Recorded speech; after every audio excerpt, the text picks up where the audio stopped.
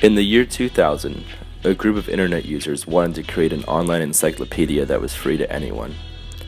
They launched Nupedia, which had a 7-step approval process to control content, but also in the process of doing so, put up a test site for an encyclopedia that anyone could edit, which was then viewed as a crazy, risky project.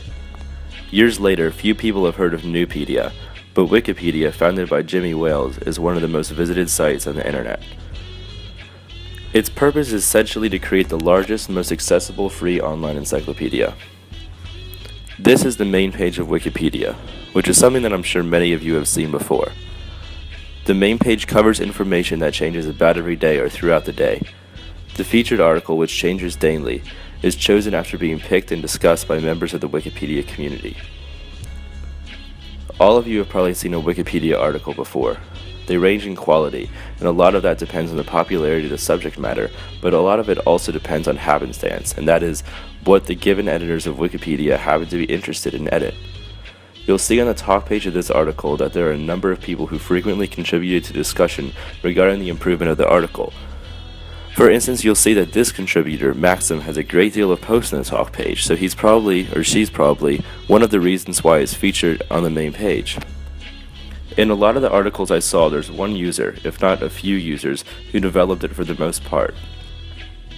Articles that reach front page status have to become featured articles, and the way articles go about doing so is a good indication of how consensus works in the Wikipedia community.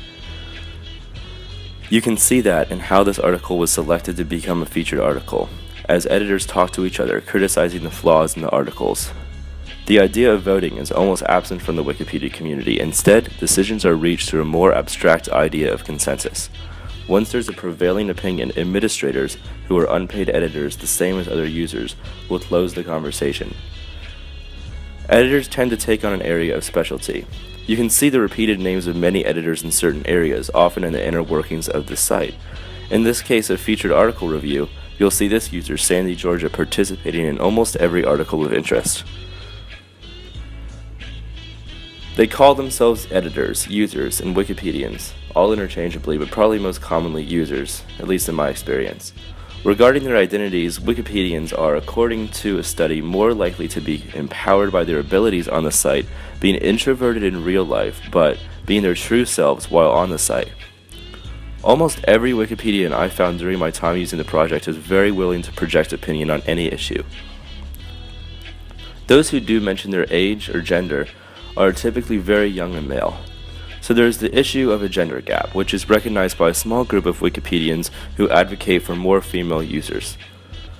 Wikipedians have the option of using their real name, and some do. I'd say about 1 in 100 do, and many of these tend to be very established users. Templates like user boxes help to define characteristics of users so they can find things in common. Wikipedia seems to just be an escape for real life for many. Here they present themselves as knowledgeable. Accomplishments on the site are prioritized on user pages. The users also take a lot of pride in their work. Any users who contribute to articles that reach featured or good article status often brag, for lack of a better word, about their accomplishments. For the most part though, appearance is mostly irrelevant. There are no avatars. Pictures are almost never posted, even in rare cases where editors use their own names. Some users establish an almost trademark level of recognizable signatures that they use to append to their comments on talk pages. Others develop more graphically advanced user pages, like this one that I found. Outside of this imagery, users maintain an identity that is kind of two-dimensional, for lack of a better word, without any extensive imagery to associate with their Wikipedia identity that is generally distinct and unconnected from their identity in real life. Wikipedians use almost exclusively pseudonyms, although a small percentage are open about their identities. Many of these users meet at meetups, such as these. There are a lot of norms that struck me in the Wikipedia community that you wouldn't see in other places on the internet. Essentially, except for a few isolated cases, and the extensive debates over edits that users engage in, I found the community to be very friendly and caring about each other. I even ran across a page where users had figured out that a user had died and were offering their condolences. Regarding its development over time, I noticed two main changes. First, in responses to vandalizing edits, Wikipedians have had to crack down a lot more by protecting pages. A lot of pages that weren't formerly protected now are. For instance, the main page is completely locked down now, but if you look at its history, you'll see vandalism, indicating that this once could be edited by anyone. Secondly, Wikipedians have developed many shared habits and languages. Often this involves the appending of wiki onto various terms. These are just a few examples of terms that have become specific to the site, along with lots of acronyms and shortcuts for the notice boards where the users communicate. Members of the Wikipedia community communicate almost exclusively through talk pages. Often these are on the talk pages of articles, although many are on the talk pages of users. They also have a function to email a user, which is rarely used, and there are also IRC chat boards. Notice boards connect experienced users who are basically looking for something to do or solve with users who have found an issue that needs to be brought to attention. The community is relatively welcoming to the outsiders, especially relative to other internet communities. Through programs such as Wikipedia's Adopt a User, experienced Wikipedians can mentor new users, teaching them the ways of the site.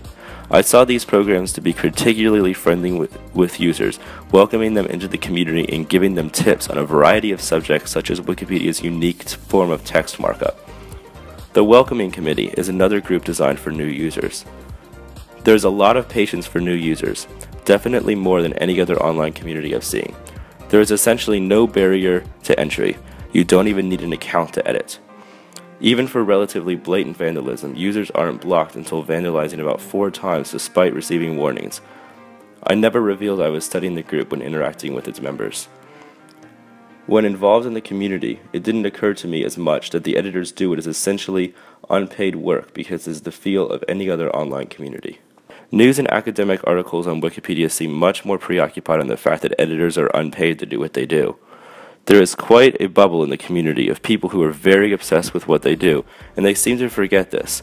So that perspective for me came more from the outside.